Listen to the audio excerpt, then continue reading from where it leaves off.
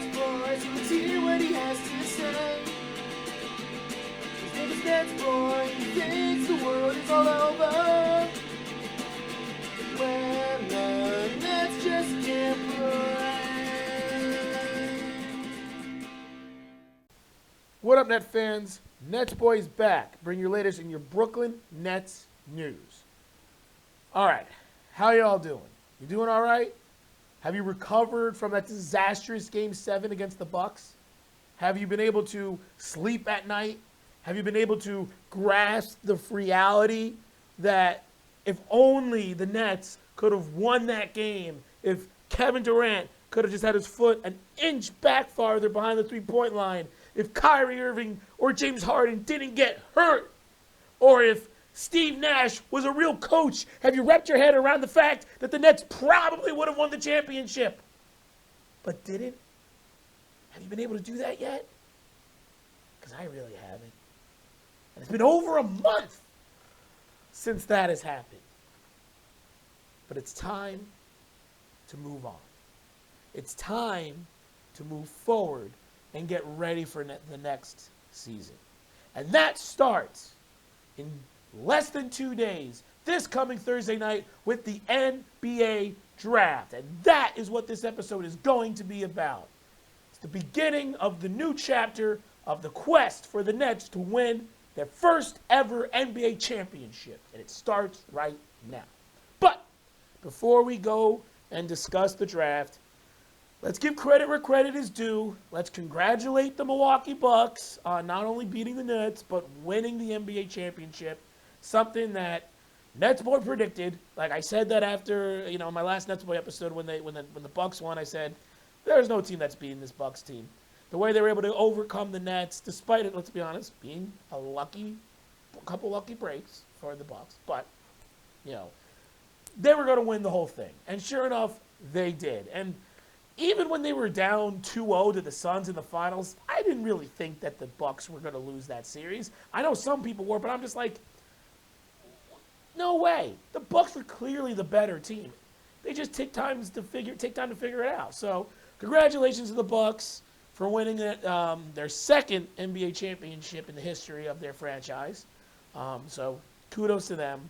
But I will say this. The silver lining of the Bucks winning the championship is our friend Brooke Lopez winning a championship. So, congratulations, Brooke. You are one of my favorite all-time Nets. I still have your jersey. I still wish you were here with the Nets, but you're not. But I guess the next best thing would be for you to win a championship, because it's always nice to see fan favorites and Brooklyn Nets players go on and win championships, even though it would still be a hell lot better if the Nets won a championship, but maybe next year. So congratulations, Brooke. Congratulations, Milwaukee Bucks.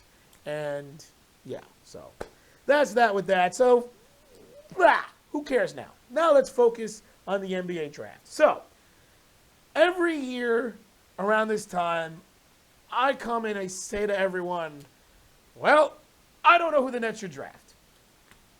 I don't know what the Nets are going to do. Maybe they should do this. Maybe they should do that. And here I am today again saying basically the same thing. The reality is the Nets have the 27th overall pick, and then they have the 44th, the 49th, and the 59th pick. So they have 3 second-round draft picks and 1 pretty late first-round draft pick. And so it's hard to figure out exactly who's going to be available then. I mean, look, all I know is what I've read about players and mock drafts and some of the insight that people have, but the reality is we really have no idea. But I will say this. The Nets better get used to drafting with these draft picks. Late first-round draft pick and a couple second-round draft picks. Because the reality is, this is where this Nets team is going to be drafting the next 7 years, courtesy of the James Harden trade. All right? It doesn't matter what this team does. They're always going to be drafting in the late 20s and maybe a couple second-round draft picks, because Sean Marks makes trades like that and gets second-round draft picks. So this is the reality. So the question then comes down to, like I said, who should the Nets get? Well, I've looked at a couple mock drafts. I've looked at a couple things. There seems to be one consistent player that's name has been popping up, at least around with that 27th round, 27th overall pick. I keep saying round. 27th overall pick. And that is Miles McBride from West Virginia. Now, I haven't really seen this guy play. I never really watched West Virginia basketball. But everything I read about him says that he's kind of like a good perimeter defender, an undersized two-guard, more of a, like a grit and grind, defensive-minded player, kind of like a Patrick Beverley type of player. And so the reality is, I'm all for that. If a player like that is available at the 27th overall pick, and he's a young version of Patrick Beverley, sign me up for that right now, because that would help this Nets team out a lot. Yeah, there might not be tons of upside to a player like that, but that's a player that can come in and be a contributing factor right away and really help this team defensively. And Patrick Beverley, say what you want about him, he's a very hated player, but there's no doubting his toughness and his defensive mentality and his ability to get in the heads of a lot of players and just be tough. And so if the Nets could get a player like that, this Miles McBride guy sounds like a good idea. I think he's like 6'1", 6'2". He's got good long length. And like I said, he's a defensive-minded player. So I'm all for that. So that's the guy that I've read the most about and has kind of been, continually popping up around the 27th overall pick for the Nets. But there's a chance that the Nets might trade the pick. I mean, I wouldn't be against the idea of the Nets packaging up the pick and trading it with like DeAndre Jordan or something. Because, I think DeAndre Jordan's time is running out. I think, Kevin Durant and Kyrie Irving, despite being good friends with DeAndre Jordan, might give Sean Marks their blessing to trade him because it just hasn't worked. And, personally, I wish the Nets and Steve Nash played DeAndre Jordan more, especially in the end of the Bucks series. But the reality is he doesn't fit what Steve Nash wants. He's still got 1 year left on his contract, so maybe the Nets think about trying to bring in another decent player by packaging up the 27th overall pick in DeAndre Jordan, maybe trade him to a team that's looking to rebuild, that maybe doesn't care about having DeAndre Jordan on their books for one season, but cares more about the 27th overall pick. Maybe a team like the San Antonio Spurs. I know I've mentioned Patty Mills several times. Maybe Patty Mills for DeAndre Jordan in the 27th overall pick. That could be an idea. The Spurs are a team that could be rebuilding, and they'll bring in DeAndre Jordan's contract to get the 27th overall pick, and they'll let a 32-year-old Patty Mills go because what else are they going to really get for him? That's just an idea that I have. So maybe the Nets go that route. I don't really know, but it's just going to be interesting to see what Sean Marks does because he has options, and he has to improve this team. That being said, there's a lot of consensus out there from things that I've read that the Nets need to draft players in this draft, whether it's the 27th overall pick or the 44th, 49th, or 59th, that they need to draft players that are going to help the Nets win now. That's what I keep reading. The Nets are in the win now mode. They got to get, these young players that have low potential, low upside, but have, a high floor or a steady floor or NBA-ready players that can come in and contribute immediately because they're winning now. That's what they need to do. And look, I get that philosophy, and I completely understand why that's what people are saying because that is where the Nets are right now. But I'm going to play devil's advocate here. I just literally talked about how for the next 7 years, the Nets are going to be picking in this range. They're always going to be getting players in the late first round and second round draft picks unless they make other trades or moves because of the Harden trade. If I'm the Nets, I'm focusing on sleepers. I'm focusing on high potential, high ceiling, raw talent players that perhaps other teams have overlooked. Because the only way that this Nets team is going to not completely fall off the face of the earth whenever Kevin Durant, Kyrie Irving, and James Harden leave this team, because either they're going to ride off in the sunset with the Nets or they're going to blow up this team in 2 years because those guys are going to want it to happen. That's happening one of the two ways. So either they're going to get really old and they're going to ride off and the Nets need new young talent to replace them, or they're going to leave and blow up the team. Either way, Nets are going to need some talent. And the fact that they won't have any draft picks of their own for 7 years means the only way they'll get that talent is going for the diamond in the rough with these late first-round draft picks and the second-round draft picks. And the reality is you can get pretty decent players with these picks. Nikola Jokic was a second-round draft pick. Chris Middleton, who was considered to be one of the more clutch players in the NBA Finals, was a second-round draft pick. Hell, the Nets own Nicholas Claxton, who we all love. And we have all been saying the same thing. If the guy could develop a consistent offensive game and get a little bit stronger, you're looking at a legit big in this league. He was a second-round draft pick. Granted, I think he was the 31st pick, so the first pick of the second round, but he was a second-round draft pick. These are the type of players the Nets need to try to go after and get because they're out there. There's players who can become very good. Draymond Green was a second-round draft pick. Isaiah Thomas was Mr. Irrelevant, the 60th overall pick. You know, the more recent Isaiah Thomas, not the Pistons one, the more recent one. And I understand he's really not in the league anymore, but that's only because he got hurt. If Isaiah Thomas never had that hip injury, he could probably still be a very good player in this league despite being 32, 33 now. So there's good players you can get with these picks, but you got to hit on them. And since the Nets are going to have plenty of opportunities with these late draft picks, they just got to keep swinging for the home run. That's what I would do. The reality is you're going to miss. When you draft players this late, maybe 2 out of 10 of them might actually stick beyond 2 years. That's just the reality of it, especially second-round draft picks. But maybe one of those 2 become the next Jokic or the next Chris Middleton or the next Manu Ginobili, right? Maybe that's the type of player they become. And now, maybe in a couple years, 2 or 3 years, that player can become the successor to Kevin Durant, Kyrie Irving, and James Harden. And then Nicholas Claxton would be like 25 then. And maybe the Nets could get another decent young player or something. Bruce Brown, who would be 26, 27, if the Nets can keep him. Landry Shamet, if the Nets can keep him. These younger, maybe they could develop a future core. Maybe they won't. I just think it's something that the Nets should try to do, and it's what I would do if I'm Sean Marks. Because the reality is, you can't bank on just these next 2 to 3 years with Durant, Harden, and Kyrie Irving. All right? Sean Marks said it was all about developing a winning culture. Well, you have a winning culture, and you don't want to go back to this losing, embarrassing culture. Though you're set up for that because of the James Harden trade. So the only way you're going to stop that is to hit some home runs and find some diamonds in the rough. So that's what I would focus on, Sean. That's what I would do with these draft picks. Look for the players with the highest upside that are sleepers and hope that one of them pan out.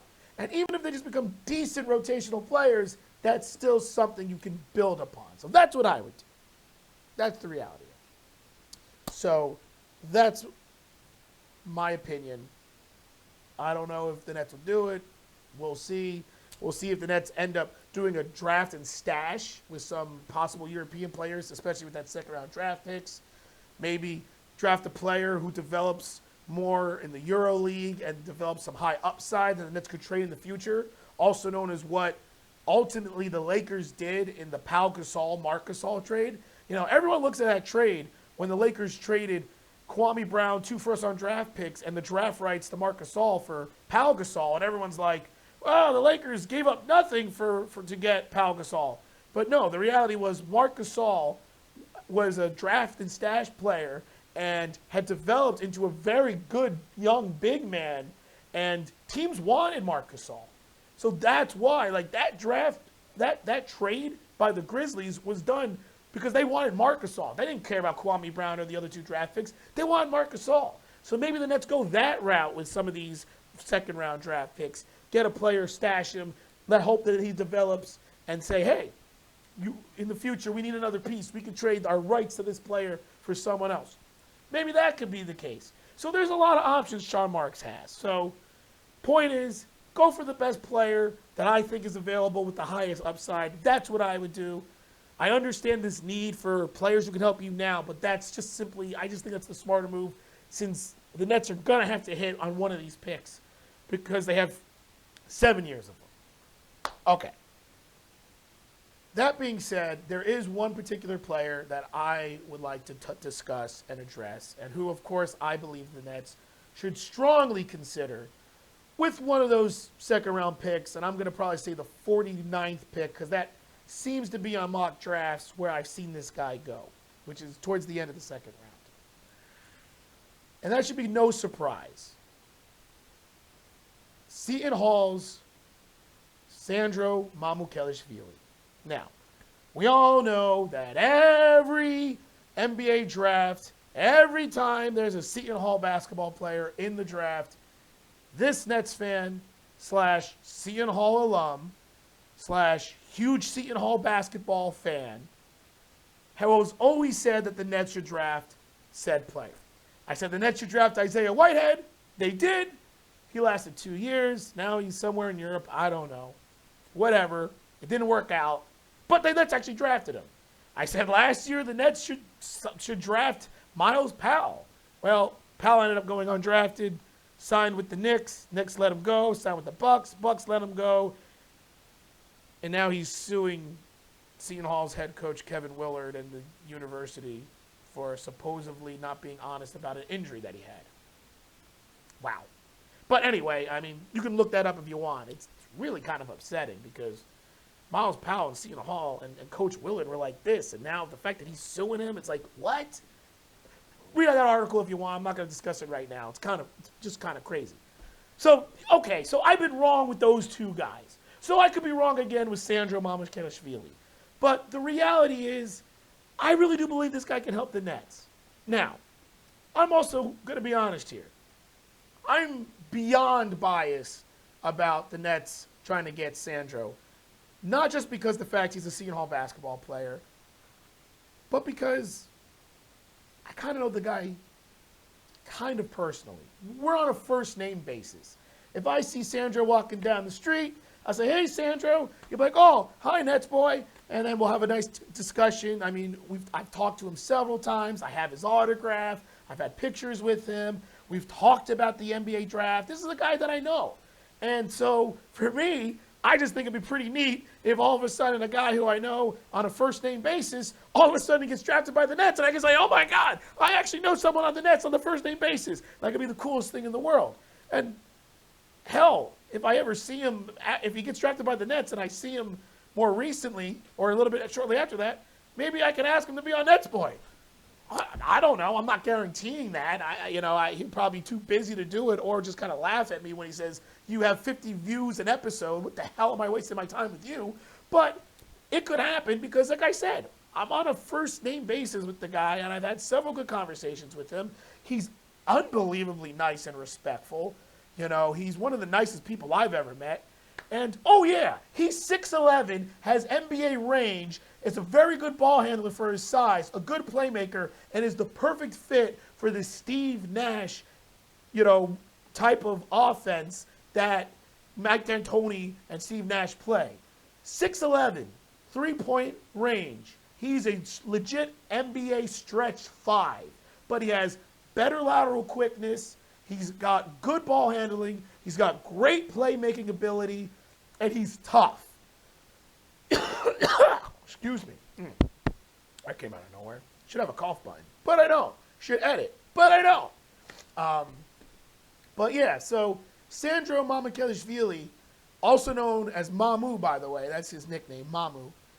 He's just someone that would fit this mold perfectly. He's more of a traditional stretch 4, but in the modern NBA, your traditional stretch 4 is a stretch 5 at this point. Just watch some of the highlights. You'll see, he didn't have a great senior year despite being, first team All Big East and honor, he averaged like 18 points and 7 rebounds, but shot like 39% from the field and like 34% from 3. But that's because the defense is focused on him. He's not a guy who's going to be able to go out there and dominate on any given night, but he's someone that with the right pieces around him, or better yet, he could be a piece around a great player to help that great player out.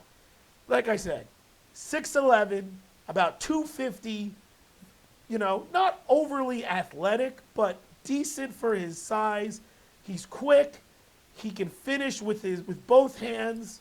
He's got a decent touch around the basket, And like I said, he can hit the three-point shot. Only shot 34% his senior year, but the year before that, his junior year, when he played with Miles Powell and was not the number one option, but the number 2 and number 3 option, where defenses were focusing on him, he shot 43% from three. So just imagine this Nets team with James Harden, Kyrie Irving, and Kevin Durant, with defenses focusing on him, with Joe Harris running around, and then Mamu Kelishvili as 6'11" big, just stepping up to the top of the key and knocking down the three-point shot at a 43% clip.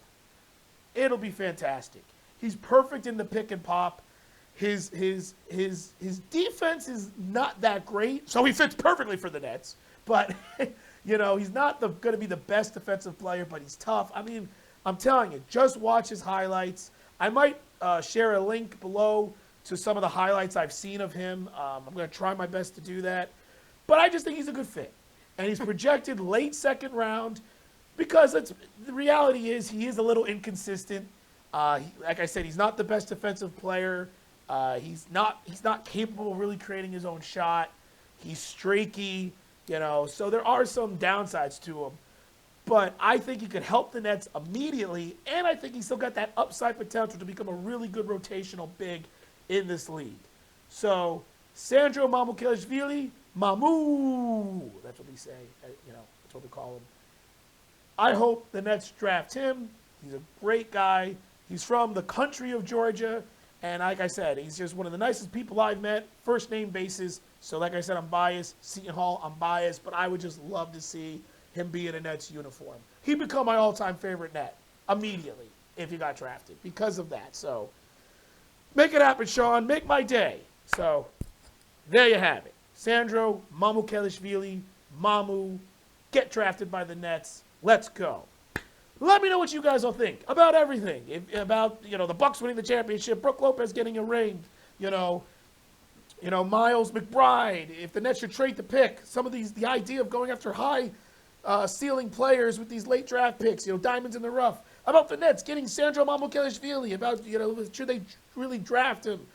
Have you seen him play? Do you agree with me? Do you disagree with me? Let me know all of this stuff. And keep your eyes open to the next NetsBoy episode, which would be right after the NBA draft. So, in less than a week.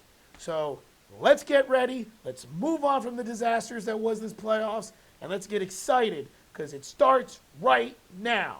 So, until then, this is NetsBoy. Moving on and signing off.